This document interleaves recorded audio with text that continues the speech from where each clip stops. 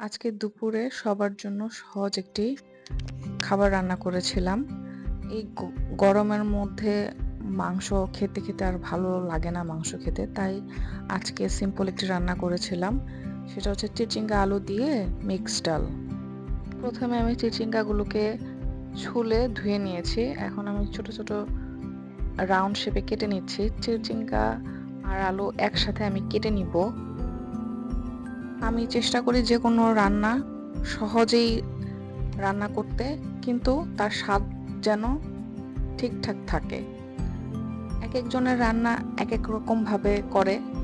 আমি আমার বাসার মানুষজন যেভাবে খেতে পছন্দ করে সেভাবেই রান্না করার চেষ্টা করি।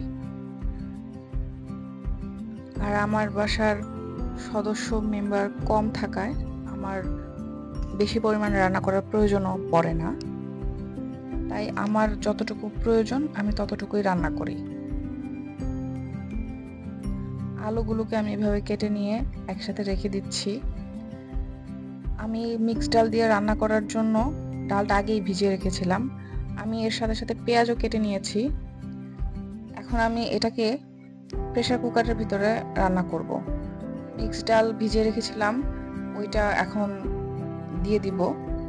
আমি ধুয়ে সবসময় ডাল ভিজাই।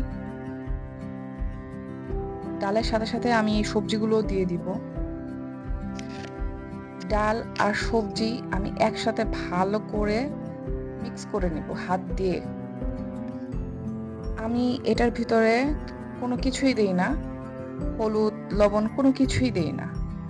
অনেকে হলুদ লবণ দেয়, কিন্তু যেহেতু ডাল আছে এই জন্য আমি লবণটা এখন দিচ্ছি না, হলুদও দিব না। তো এইভাবে আমি মেখে নিয়েছি। এখন আমি এটা পরিমাণ মতো পানি দিয়ে তারপর চুলায় বসিয়ে দিয়েছি। তো আমার এক চুলায় এটা রান্না হতে হতে আমি এটার মশলাও তৈরি করে নিব। বেসিকভাবে আমি রান্না করি। তো আমি আরেকটা হাঁড়িতে তেল ঢেলে তার মধ্যে পেঁয়াজ দিয়েছি। পেঁয়াজটা সুন্দর করে ভেজে নিব। তারপর সব রান্নায় সবাই যেরকম বেসিক মশলা ব্যবহার করে আমি সেভাবেই রান্না করছি।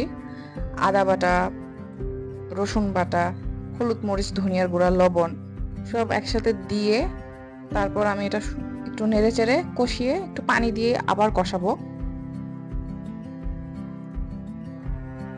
অনেকে এটার ভিতরে গরম মশলা দেয়, তেজপাতা দেয়। আমার গরম মশলা দিয়ে ডাল খেতে ভালো লাগে না, এই জন্য আমি দিচ্ছি না। আপনারা চাইলে দিতে পারেন। আমার মশলা কষানো শেষ, এখানে ডাল সিদ্ধটাও হয়ে গেছে। তো আমি এই মশলার ভিতরে ডাল সিদ্ধটা দিয়ে দিব। এই যে সুন্দরভাবে সিদ্ধ হয়ে গেছে আমার সবজিটা। তো আমি দিয়ে একসাথে মশলার সাথে নেড়ে নিচ্ছি। এখানে যে পানিটা আছে এই পানিটা আমি শুকিয়ে নিব। পানি শুকানোর পর এরকম হচ্ছে।